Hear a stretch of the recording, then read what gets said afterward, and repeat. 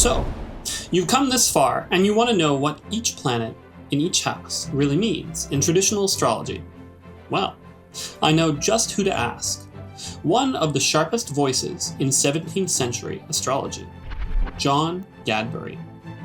In his book, Doctrine of Nativities, Gadbury laid out a complete and practical system for judging the 7 traditional planets in all 12 houses of the birth chart. Now, this is not just sun sign astrology. We're not grouping people by their psychological types. Rather, this is Renaissance astrology in its full strength. Here, the planets in houses speak about the very real contents of human life: fortune, career, marriage, children, enemies, exile, reputation, and even death. Today, we're going to walk through Gadbury's method so that you can see how this master read birth charts and what his rules can reveal about yours.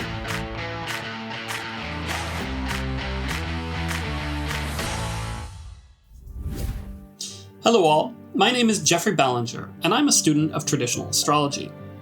Over these last few lessons with Satya astrology, we've learned about the planets, the signs, and the houses, as well as how to determine planetary condition.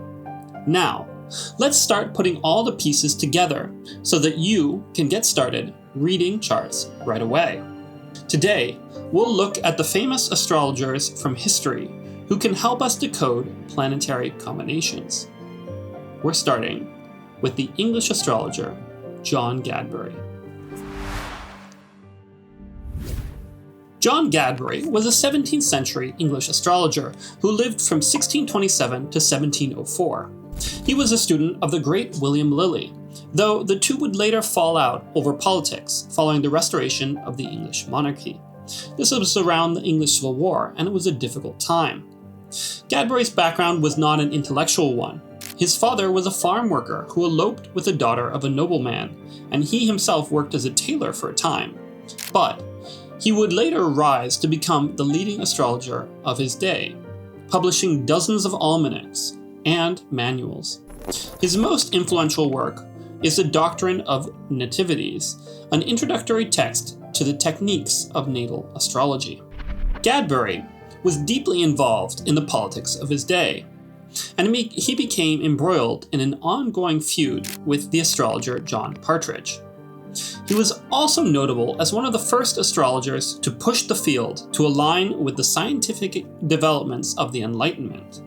For example, he took a heliocentric perspective, one that aligned with the discoveries of Galileo and Kepler. He was also popular enough to draw the mockery of Jonathan Swift after his death. Swift satirized him in the famous parody essay, The Bickerstaff-Partridge Papers. Swift had a reason to be jealous. At the time, astrological almanacs were the most printed books in England, outselling even the Bible. But what did this master astrologer have to say about the planets in the houses? Let's walk through the contents of Chapter 6 of the Doctrine of Nativities and show how traditional astrology was practiced in Restoration England and how we can apply that knowledge to our charts today. Before we dive in, a quick word about the material. Some of what Gadbury describes may seem stark or even alarming by modern standards. That's because it was. This is serious stuff. When Gadbury was practicing, traditional astrology had been used by the most powerful people in Western society for hundreds of years, and in other traditions for thousands, stretching all the way back to the Umano of ancient Mesopotamia. Nowadays, astrology might seem like an interesting conversation starter. However, the earliest astrologers were advising kings, predicting the rise and fall of empires. In Enlightenment-era England, astrology was of great interest to nobles and the increasingly powerful merchant class.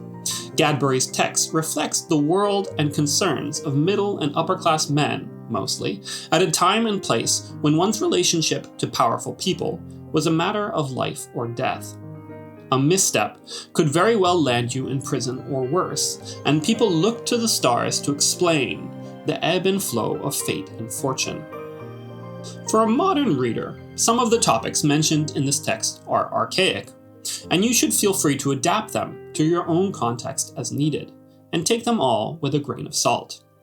For example, when Gadbury discusses a planet in the 6th house affecting the natives' servants, you might think of that today in terms of your employees, or the people who work under you. The underlying principle remains the same, only the social context has changed. With that, let's get started. The 1st house represents the life of the native. Their stature, physical appearance, health, body type, personality, and quality of mind. It is a point where planets rise and become visible on the horizon for the first time. Saturn in the 1st house is a troublesome combination. It applies the quality of melancholy to both the mind and the body of the native, and can lead to deformity. It can shorten the life and add grief, pain, and difficulty, unless it's mitigated by the influence of Jupiter or Venus.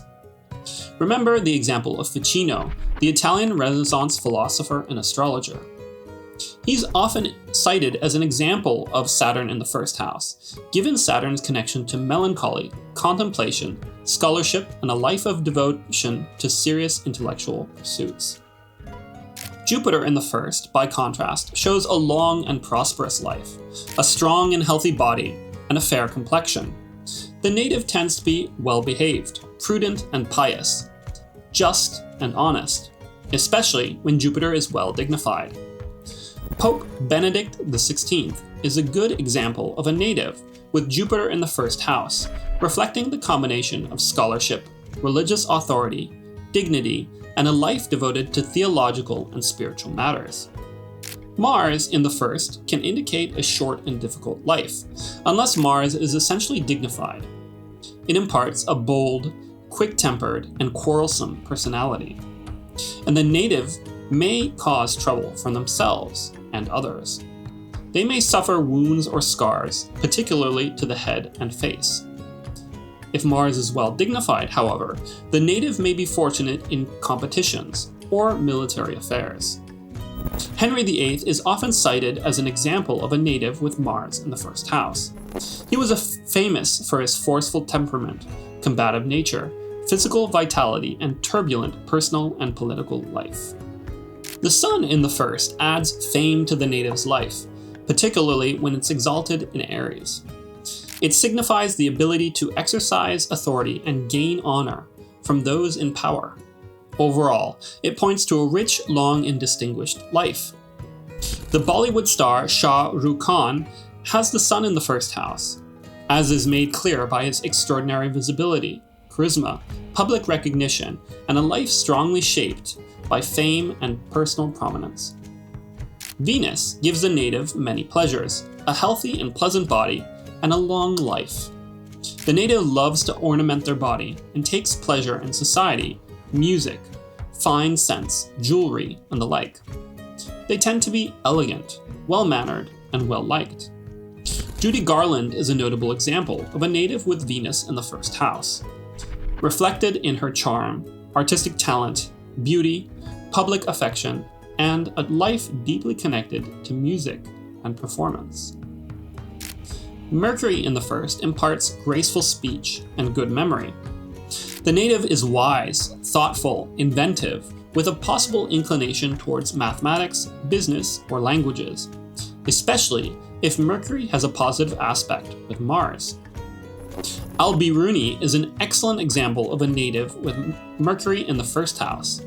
This is reflected in his exceptional intellectual ability, curiosity, mastery of languages, mathematics, astronomy, and lifelong devotion to scholarship and observation. Finally, the moon in the 1st makes the native prone to journeys and wandering, with a changeable and imaginative mind. They are skilled in business and negotiation. The body is generally healthy, if somewhat fleshy.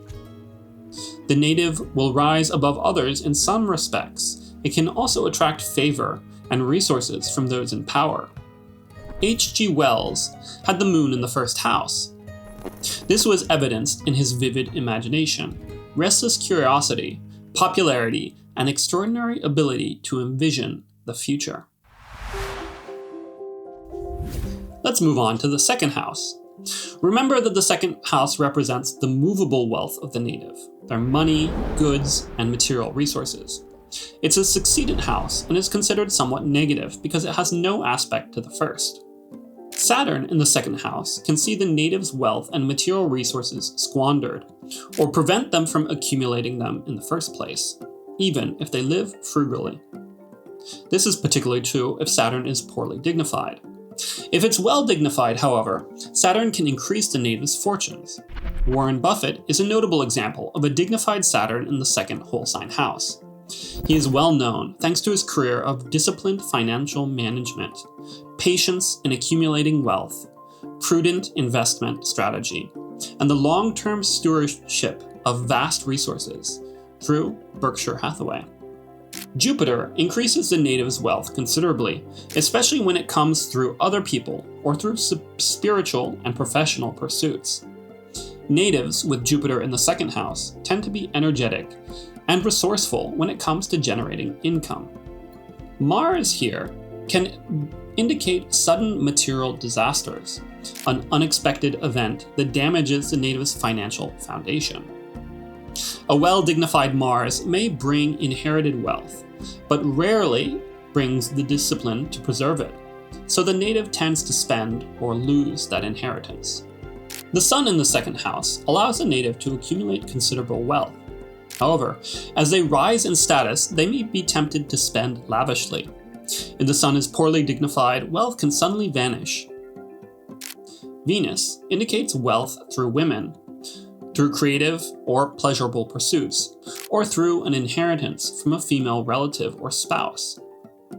It suggests a comfortable lifestyle, though with a tendency to spend on pleasure and romance. Mercury in the second allows the native to gain material wealth through the arts, sciences, writing, business, and diplomacy. If Mercury is in a positive aspect with the benefics, honors and patronage can add to material gains. The Moon in the second house creates a fluctuating relationship with wealth. The native may pursue prosperity energetically, but find it elusive, experiencing cycles of abundance and scarcity, fitting with the Moon's ever-changing nature. Frank Herbert is a compelling example of Mercury and Venus in the second whole sign house. He gained wealth through writing, imaginative storytelling, and literary artistry. He achieved enduring financial success with his celebrated Dune novels.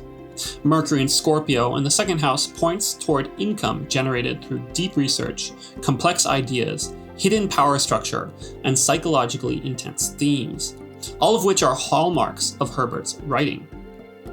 Venus conjunct Mercury adds artistic refinement and commercial appeal, helping transform his philosophical and political science fiction into works of lasting cultural and financial value. It also underlines the role of his wife in his career.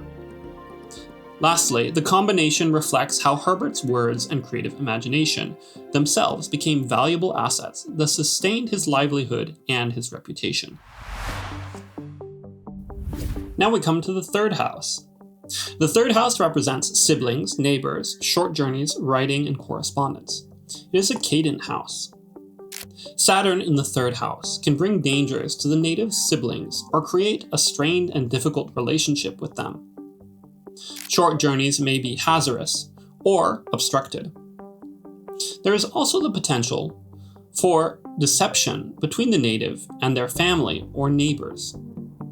Jupiter in the third brings fortune to the native siblings and creates a positive relationship with them.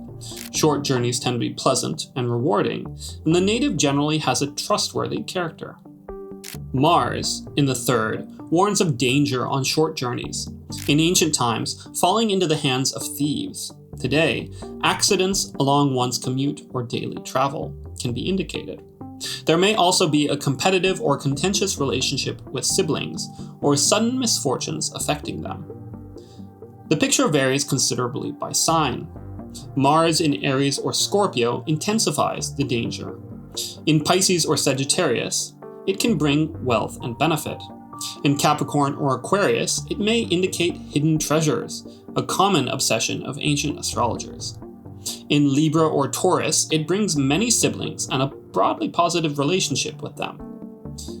In Leo, near the moon, however, the native has much to fear from thieves and con men.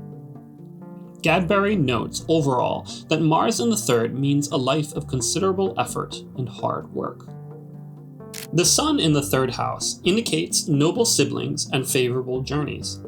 The native may receive honors from those in positions of power, though Gadbury notes that they may also face persecution, even imprisonment, on account of their religious views. Venus in the third makes the native honest and pious. Their siblings are generally likely to be attractive, and the relationship between them is positive. Short journeys tend to be prosperous. Mercury gives the native special skills in mathematics and good fortune on short journeys, unless it's afflicted by the malefics or the south node. Positive aspects from Jupiter or Venus indicate prosperity in religious or spiritual matters. With Jupiter and Saturn together, the native may become a great scholar or inventor. If it's co-present with Venus, particularly in Gemini or Libra, there may be considerable musical talent. The moon in the third indicates many siblings and pleasant journeys with them. The native may receive goods and honors from those who share their beliefs, and they may be recognized or given prestigious posts by those in power. One key example of a native with Saturn in the third house is Petrarch. We've already talked about how Saturn in this placement can indicate serious and sorrowful themes connected to siblings. This is clear in the austere and contemplative path taken by Petrarch's brother Gerardo, who became a monk. Saturn in Libra in Petrarch's third house is manifested through his life centered on writing, letters, scholarship, and disciplined intellectual labor. Petrarch became famous for his extensive correspondence with other intellectuals and his careful preservation of classical manuscripts. These are all themes that are strongly connected to the third house. Saturn in the third house additionally reflects solitude, seriousness, and emotional restraint in matters involving close personal relationships. The fourth house is an angular house, representing home, land, inheritance, the father, and the conclusion of matters. It is associated with what lies beneath the surface. Saturn here can signify the destruction of the native's home and the early death of the father. The mother may also be short-lived. Inheritances can be destroyed or lost, especially if Saturn is peregrine or in detriment. If it's well dignified, however, it can indicate good land, solid inheritance, and a connection to agriculture and the earth. Jupiter in the fourth assures wealth in terms of land and property, sometimes including hidden treasure. These riches can come without excessive labor, and may come through inheritance. The native's parents tend to be honorable and well regarded. Gadbury says the native will attain great rule and dignity, honor from all, and live in considerable prosperity throughout their life. Mars in the fourth is one of Gadbury's more dramatic placements. He suggests it can indicate great calamity, damage to the native's home and reputation, and contention with the father. There is potential for damage by fire, and physical harm to the body.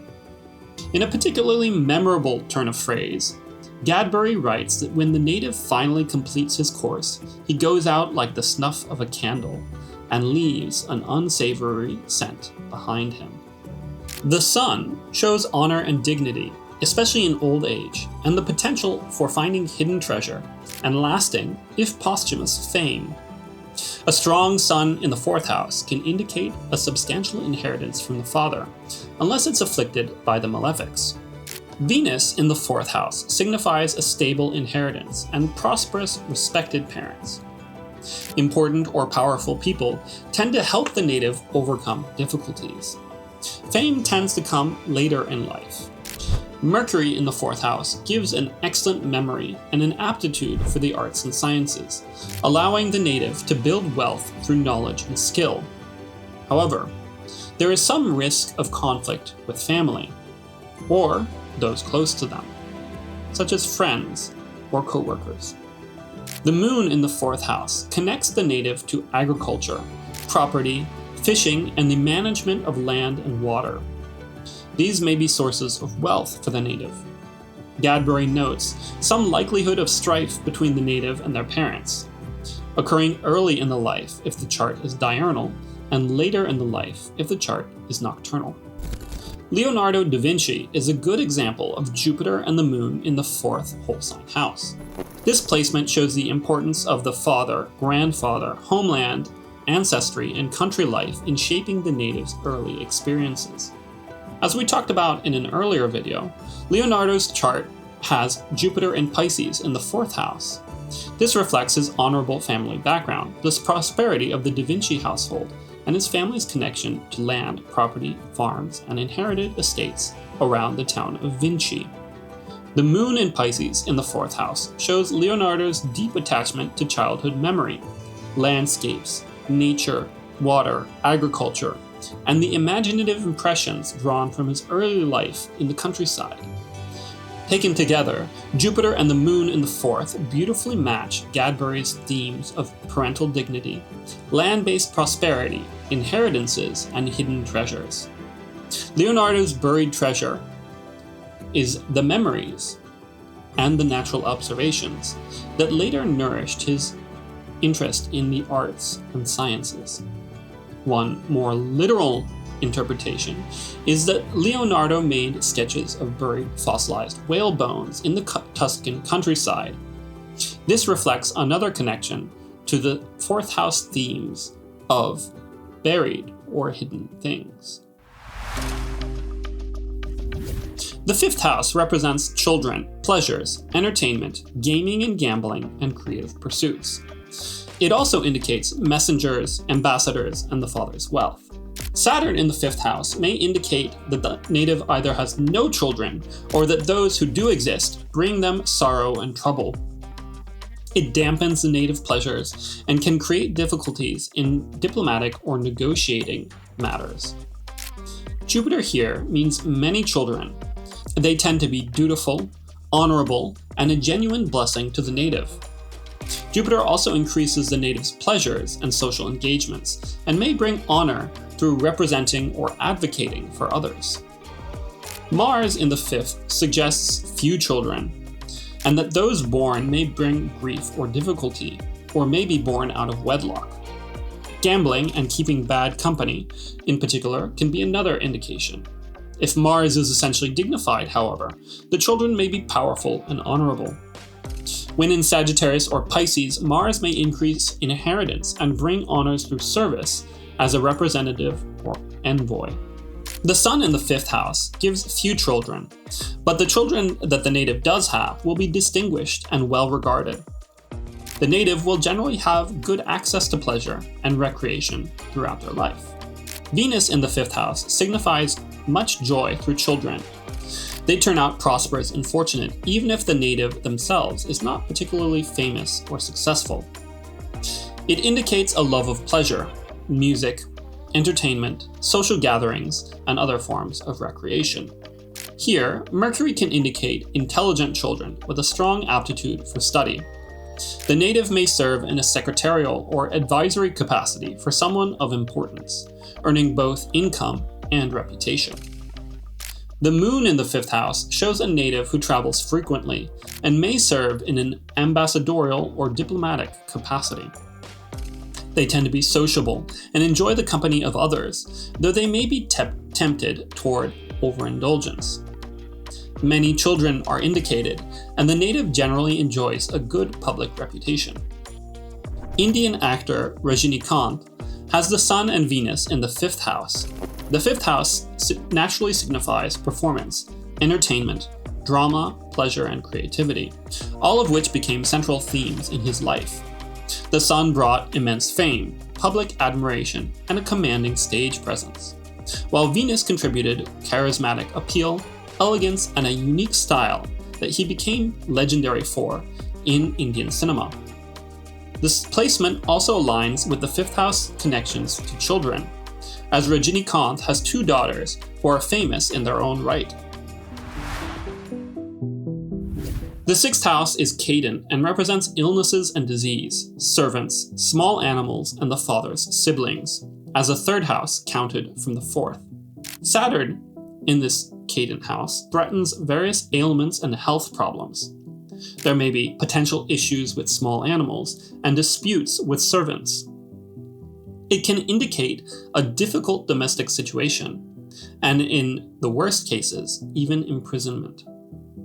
Jupiter in the sixth house improves the native's health considerably. They tend to be subject to few diseases.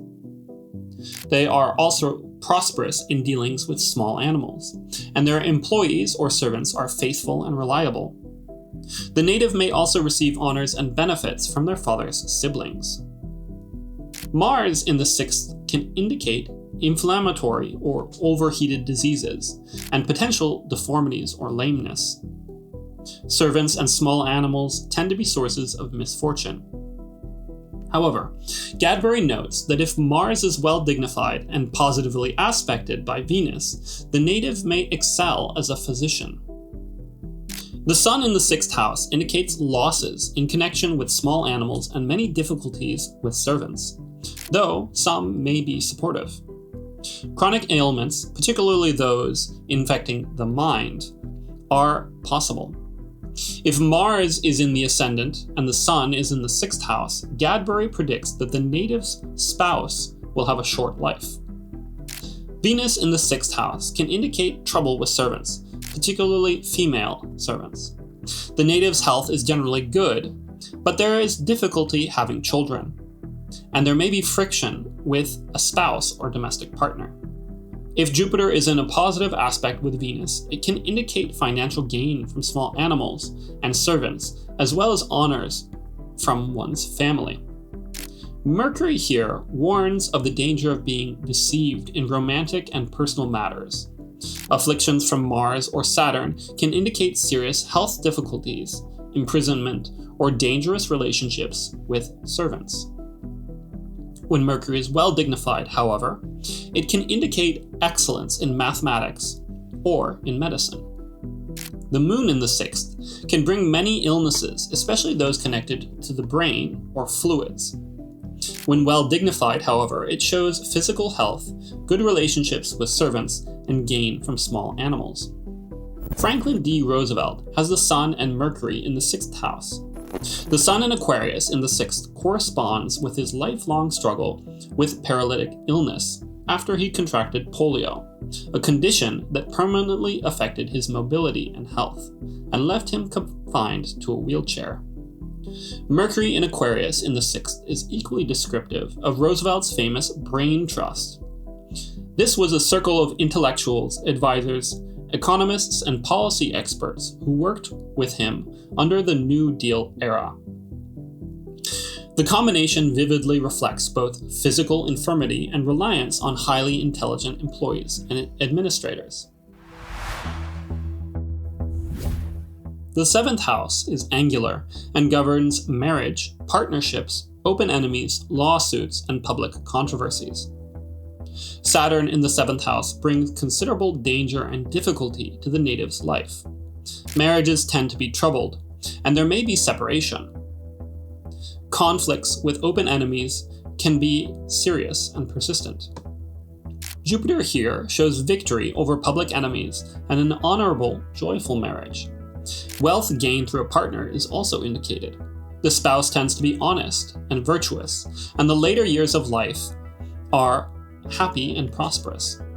Mars in the seventh signifies quarrels, strife, and ongoing controversy.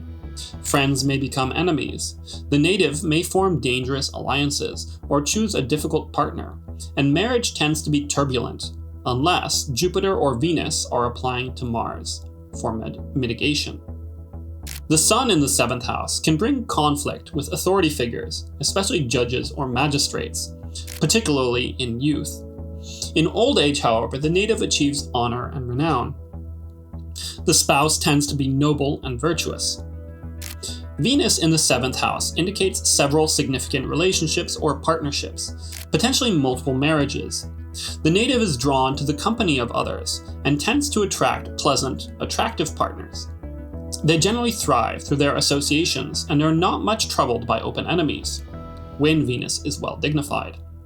When it's poorly dignified, these good significations are diminished, though not entirely removed. Mercury in the 7th can stir up disputes, particularly with powerful women. Afflictions from Saturn or Mars can bring serious enemies in positions of authority, and the native may suffer imprisonment or exile as a result. The moon in the 7th house indicates the possibility of difficulty or danger in youth, or unwanted travel abroad. With positive aspects from Jupiter or Venus, the native can profit from dealings with others and may marry more than once, or attract a wealthy or attractive partner.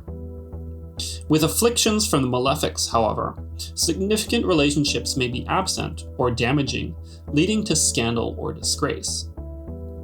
Barack Obama is a good example of the Sun and Mercury in Leo in the 7th whole sign house. This indicates a public life shaped through strong alliances and partnerships, as well as prominent opponents and open controversies.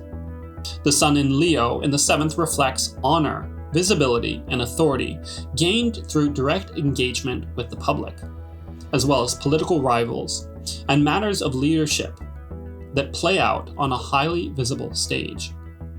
Obama's Mercury in Leo in the 7th, meanwhile, points to eloquence in debate, persuasive public speech, legal training, negotiation, and the ability to confront opponents through confident and dignified communication.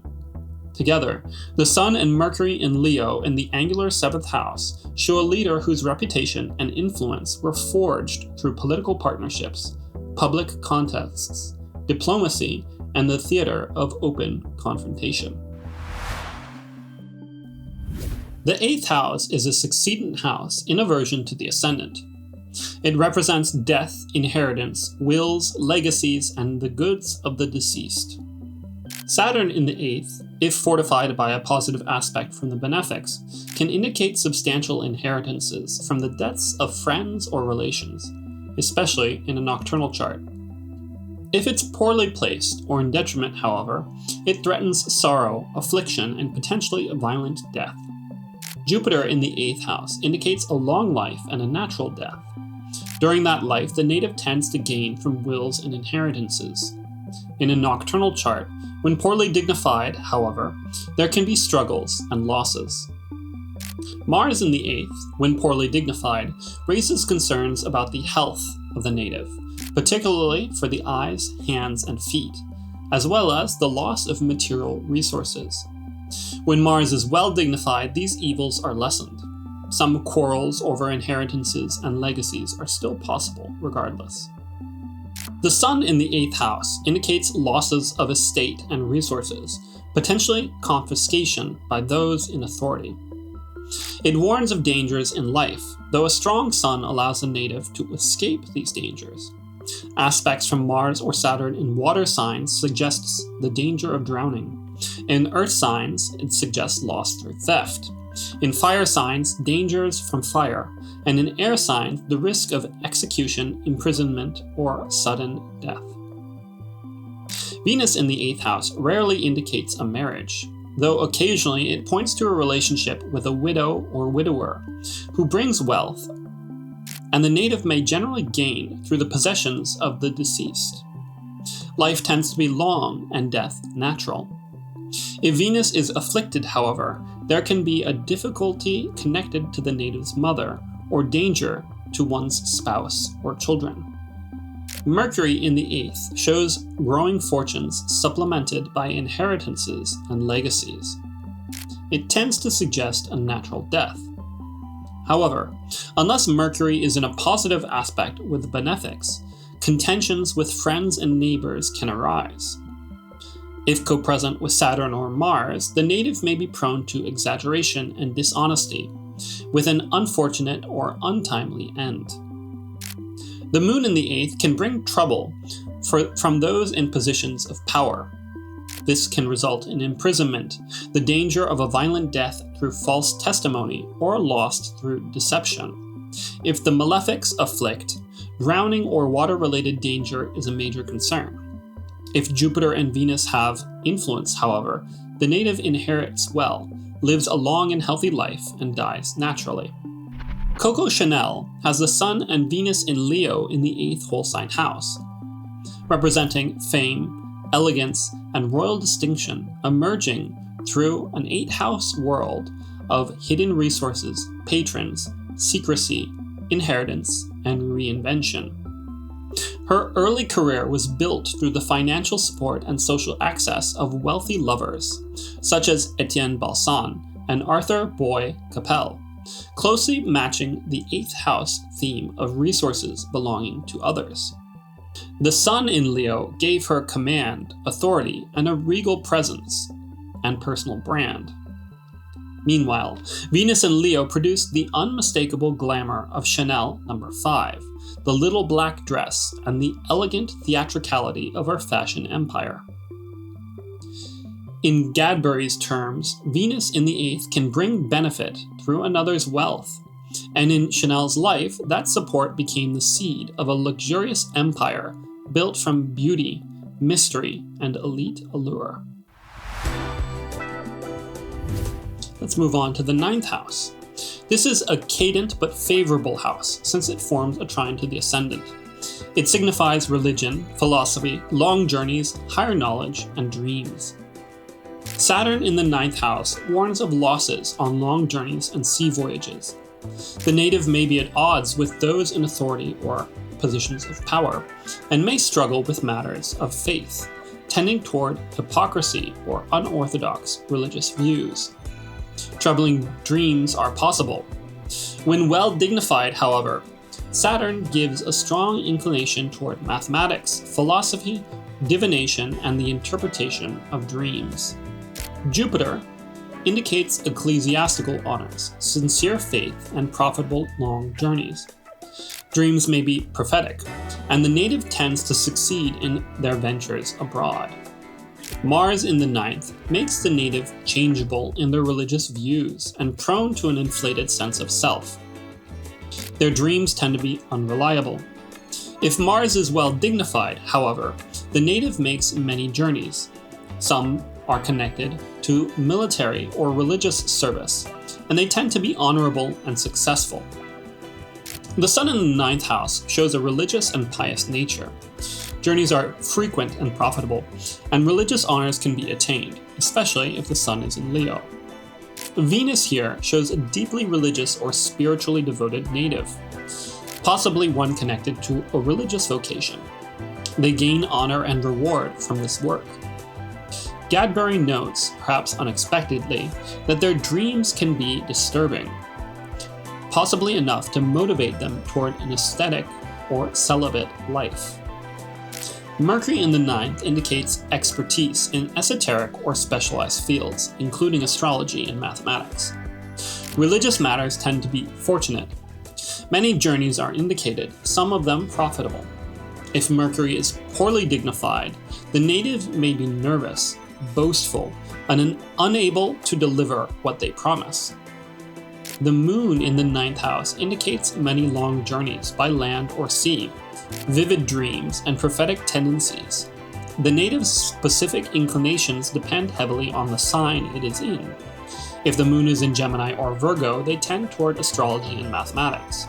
In Libra and Taurus, toward music, sculpture, and poetry. In Scorpio or Aries, toward military affairs. And in Aquarius or Capricorn, toward chemistry or alchemy. Ralph Waldo Emerson is a fitting example of the Sun and Mercury in the 9th whole sign house. He lived a life centered on religious philosophy, higher learning, and public teaching. The Sun in the 9th is reflected in his early role as a church minister and his later movement toward a broader spiritual philosophy, where he became a leading voice of transcendentalism. Mercury, dignified in its own domicile in the 9th, describes his exceptional powers of speech, writing, and reasoning. His many lectures across New England, Canada, and abroad beautifully match Gadbury's promise of frequent and profitable journeys, connected with religion, knowledge, and eloquence. The 10th house is angular and governs reputation, honor, profession, and the native's mother. Saturn in the 10th house can bring significant losses from those in positions of power. That can include employers, rulers, or other figures of authority. There is the potential for the native to experience captivity, imprisonment, or a dramatic fall from a high position, whether literally or figuratively, and the native's mother may be short-lived. Gadbury provides a detailed set of conditions worth noting. Saturn in Leo alongside a luminary can indicate imprisonment by judicial sentence. Saturn with Jupiter can lead to imprisonment on false charges. Saturn with Mars may indicate a death sentence. If Mercury rules the 10th, false testimony is a major concern. If Venus rules the 10th and is conjunct Saturn, the native may face a capital sentence. However, well-dignified Saturn in the 10th house can bring wealth from eminent people and magnificent achievements, though these achievements tend to come later in life, after the 30th year. Saturn always favors the native more in later years than in their youth. Jupiter in the 10th house gives great wealth, honors, and privileges, particularly through popular business, church affairs, legal or administrative work, and dealings with wills and estates. Mars in the 10th house is generally unfavorable, signifying imprisonment or danger from powerful figures, along with quarrels with the native's own family. Parents may suffer as a result. If Mars is well positioned, however, it enables the native to handle many enterprises successfully, particularly in competitive or military fields. The Sun in the 10th gives great glory, authority, and dignity, especially granted from rulers and those in positions of power. The native's connections to eminent people is their most important asset, and these relationships raise them from a position of a lower importance to higher importance in life. Venus in the 10th house brings honors and advantages through women. The native's fortunes may be augmented through their mother's wealth, and they tend to be more successful in the second half of life than in the first. Mercury in the 10th house shows a proficiency in mathematics and technical fields, with recognition for the native's skill. They may serve in an advisory or secretarial capacity for someone powerful. If Mercury is afflicted by Mars, danger and exile can result. If it's afflicted by Saturn, persecution and imprisonment are major dangers. The Moon in the 10th house brings honors and offices from those in power, along with public admiration. In youth, however, the native's fortunes tend to fluctuate. Stability and a more consistent prosperity arrive later in life. Charles Dickens is an outstanding example of Jupiter in the 10th house, reflecting extraordinary public reputation, honor, and professional success through writing and communication. Jupiter in Gemini in the 10th made Dickens into one of the most celebrated authors of the 19th century, bringing him fame through his immense literary productivity and popularity among the masses. His novels, serialized stories, and public readings made him widely admired and financially prosperous, perfectly matching Gadbury's delineation of Jupiter in the house of profession and reputation. The placement also gave him influential patrons, commercial success, and recognition that extended far beyond England. Even the immense number of memorable characters and interconnected stories in his writings reflect Jupiter's expansive qualities. Here, the greater benefic operates through Gemini's literary and communicative nature. A more contrary example is Nicholas Copernicus, with his Saturn in Gemini in the 10th house. Saturn brought delay, difficulty, fear, and professional hardship connected to Copernicus's intellectual work and public reputation. Although he developed his heliocentric theory early in life, Saturn delayed recognition and publication for decades, causing him to hesitate to publish his work for fear of criticism and controversy. Saturn in the 10th house also reflects the burdens and resistance he encountered from religious and intellectual authorities after the publication of On the Revolutions of the Heavenly Spheres. Yet, as Gadbury notes concerning a dignified Saturn in the 10th house, the placement ultimately allowed him to produce a magnificent achievement of enduring historical importance, though only after much labor, caution, and struggle. The 11th house is succedent and favorably configured, forming a sextile to the ascendant. It governs friends, patrons, hopes, and the favors of powerful people. When poorly placed in the 11th house, Saturn destroys the native's hopes and sows discord among friends. It also tends to be unfavorable for children, as the 11th is the 5th from the 7th. When Saturn is strong, however, it provides the native with Saturnine friends, serious, enduring, and dependable. Jupiter in the 11th increases fortune, dignity, and honor through the native's friendships. They have realistic and worthy hopes, many loyal friends, and receive the favor of judges and those in authority. In times of difficulty, their friends stand by them.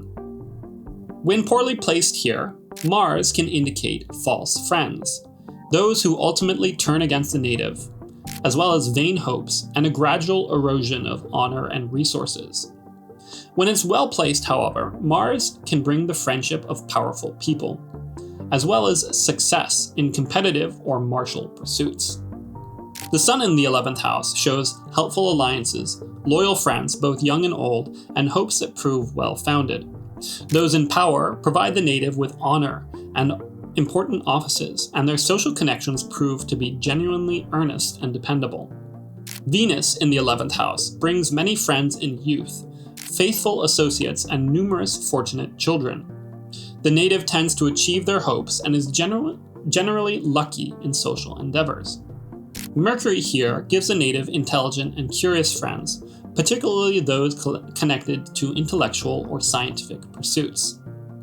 These friendships are profitable and help the native achieve their ambitions. The Moon in the 11th points to prosperous hopes and many friends. Children, if the native has them, are friendly and helpful, and they may receive honors and profit from those in high positions. A good example of the Sun and Mercury in Libra in the 11th house is Eleanor Roosevelt. This placement reflects her life spent working through alliances, organizations, diplomacy, and public advocacy. She worked on behalf of collective causes. Her Mercury in Libra in the 11th house is especially descriptive of her role in discussion, negotiation, and statesmanship through international institutions and political networks.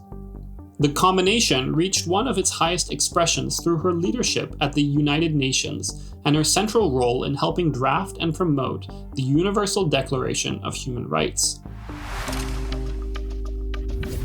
The 12th house is cadent and in aversion to the ascendant. It's one of the more challenging positions in the birth chart. It governs imprisonment, exile, secret enemies, and large animals. Saturn in the 12th house brings fear, sorrow, captivity, exile, and damage from large animals, as well as persistent harm from secret enemies. When it's well dignified, the native may prosper in dealings involving large animals or livestock. When poorly dignified in the 12th house, Jupiter brings calamity, poverty, bondage, and powerful enemies. When it's strong, however, Jupiter can help the native overcome these enemies and mitigate all the evils associated with the house. Mars in the 12th house points to imprisonment or serious difficulties, particularly resulting from willful errors or crimes. There is a potential for substantial losses from servants and private enemies. The strength of those enemies depends on the strength of Mars. A strong Mars brings formidable enemies. A weak Mars means the native need not fear them greatly. The Sun in the 12th house brings powerful enemies, those who work to drain the native's resources and damage their reputation. Captivity and imprisonment are possible, as are losses from servants. A weakened constitution and chronic illness are also major concerns. Venus in the 12th house suggests loss and damage through women, and potential persecution or exile connected to romantic entanglements. Gadbury also associates it with shameful or compromising behavior. Mercury here connects the native to trade in large animals, cattle, horses, or similar, but this tends to be unprofitable and a difficult enterprise. The native's adversaries are likely to be mercurial in nature, people like clerks, solicitors, and other clever or sharp-tongued opponents. The moon in the 12th house brings many enemies and significant risk of imprisonment or serious obstruction. Afflictions from Saturn or Mars intensify the danger, including the risk of a violent death and losses through servants or large animals. A positive aspect from the benefics, however, can substantially mitigate these difficulties and lead to a long and healthy life. As we mentioned in a previous lesson, Bal Gangadhar Tilak has Saturn and Mercury in Cancer in the 12th house. This represents repeated imprisonment, hidden enemies, colonial persecution, and suffering as a result of political writing. Mercury in the 12th house is vividly seen in Tilak's newspaper, which exposed the confinement and maltreatment of Shivaji VI, a prince whose mysterious death and imprisonment mirrored Mercury's weakness under the beams. Saturn in Cancer, in detriment, intensifies the 12th house themes of fear, captivity, grief, and oppression, especially through Tilak's multiple imprisonments on sedition charges. The same placement also reflects his writing from confinement, including Orion and the Arctic home in the Vedas, as well as the harsh British plague measures of 1896 to 1897, which brought about sorrow and a lot of public suffering. That covers all 12 houses from John Gadbury's Doctrine of Nativities, one of the most comprehensive and practical guides to planets and houses ever written by a traditional astrologer. Reading Gadbury today, what stands out is just how concrete and specific his interpretations are. He's not sorting people into personality categories. He's telling you exactly what to expect out of life and why. Here's something to try before the next lesson. Pick one planet in your own birth chart and find Gadbury's description for it in its house. Does it resonate? Does it sound archaic? How would it translate into a modern context? I'd love to hear your thoughts in the comments below. This is one of the best ways to start developing your own chart interpretive voice as a student of traditional astrology. So, thanks again for watching. Don't forget to like and subscribe, and I'll see you next time in our lesson when we'll be diving into the Doctrine of Aspects.